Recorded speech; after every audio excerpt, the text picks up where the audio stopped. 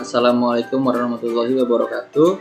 Saya Andi Aliansa dari kelompok 3 ingin mempresentasikan tentang hierarki Chomsky. Ada beberapa poin, yaitu antara lain ada 1. Pengertian, 2. Fungsi, 3. Tingkatan, 4. Kelebihan, 5. Kekurangan. Kita akan bahas dari pengertian hierarki Chomsky. Hierarki Chomsky adalah sistem klasifikasi dalam teori bahasa formal yang mengelompokkan tata bahasa berdasarkan kompleksitas struktur yang gramatikalnya. Terdiri dari 4 tingkatan, mulai dari tipe 0 hingga tipe 3. Setiap tingkatan menggambarkan tingkat struktur yang lebih kompleks. Fungsi hierarki Chomsky. Hierarki Chomsky memiliki fungsi antara lain 1. Klasifikasi bahasa formal.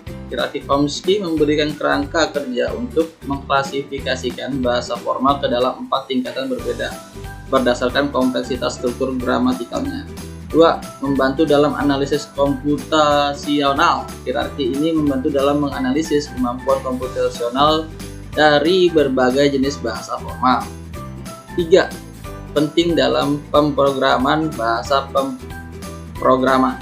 Pemahaman tentang hierarki Chomsky dapat membantu dalam merancang dan memahami bahasa pemrograman. 4. Teori dasar teoritis untuk pemahaman struktur bahasa. Hierarki Chomsky menyediakan dasar teoritis untuk memahami struktur bahasa. 5. Penting dalam kajian linguistik dan komputasi. Hierarki Chomsky menjadi titik pusat dalam kajian linguistik formal dan komputasi. Next, ada tingkatan hierarki Chomsky. Ada tipe 0, tipe 1, tipe 2, dan tipe 3. Kita akan bahas satu persatu. Tipe 0 atau Turing Complete. Tingkat paling tinggi dalam hierarki ini mencakup bahasa yang dapat dihasilkan oleh mesin Turing. Tipe 1, Turing Decibel. Tingkatan di mana bahasa-bahasa memiliki struktur yang lebih terbatas dibandingkan tipe 0. Namun, masih memerlukan aturan-aturan konteks untuk memastikan kelengkapan dan kebenaran struktur kata. Tipe 2, Turing Recognizable. Tingkat di mana bahasa-bahasa dapat dinyatakan menggunakan aturan produksi konteks bebas yang merupakan tingkatan struktur yang lebih terbatas dibandingkan tipe 1. 4. Tipe 3, yaitu reguler. Tingkatan terendah dalam hierarki yang mencakup bahasa-bahasa yang dapat diterima oleh otomata berhingga, baik itu deterministik maupun non-deterministik, atau dapat dihasilkan oleh tata bahasa reguler, seperti ekspresi reguler dalam pemrosesan teks. Kelebihan hierarki Chomsky. Nah, kelebihannya itu antara lain adalah 1. Klasifikasi yang jelas. Hierarki Chomsky menyediakan kerangka klasifikasi yang jelas untuk memahami kompleksitas tata bahasa.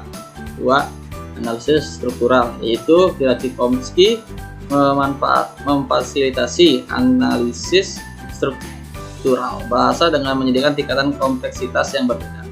3. Pemahaman kemampuan bahasa, yaitu dengan memahami hierarki ini kita dapat memahami lebih baik kemampuan ekspresif dan komputasional dari bahasa alami dan buatan.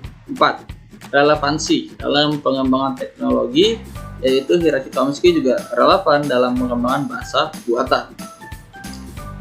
Ada kekurangan hierarki Chomsky. Nah, ini dia, ada beberapa sifat, yaitu 1. Sifat idealis. 2. Keterbatasan dalam mempresentasikan bahasa manusia. 3. Tidak memperhitungkan konteks real. 4. Tidak melibatkan variasi dalam bahasa. 5. Terbatas dalam menangani kekurangan bahasa. Oke, masuk ke kesimpulan. Nah, secara keseluruhan hierarki Chomsky adalah kerangka kerja penting dalam studi bahasa formal dan teori komputasi. Ini menyediakan klasifikasi sistematis untuk bahasa formal berdasarkan kompleksitas struktur yang gramatikalnya, memungkinkan pemahaman tentang kemampuan ekspresif dan komputasional dan berbagai jenis bahasa. Meskipun banyak kelebihan termasuk menjadi dasar untuk analisis komputasional, relevan, relevan dalam pemrograman dan linguistik, serta memberikan landasan untuk pengembangan algoritma. Hierarki Chomsky juga memiliki beberapa kekurangan, salah satunya sifat idealis yang mungkin sulit diterapkan secara langsung pada bahasa-bahasa alami yang kompleks. Namun, dengan demikian, hierarki Chomsky tetap menjadi alat yang berharga dalam pemahaman analisis bahasa formal. Meskipun perlu diingat bahwa itu juga memiliki keterbatasan tertentu yang perlu dipertimbangkan dalam aplikasinya. Sekian presentasi yang saya bawa, kurang lebihnya mohon maaf. Terima kasih. Wassalamualaikum warahmatullahi wabarakatuh.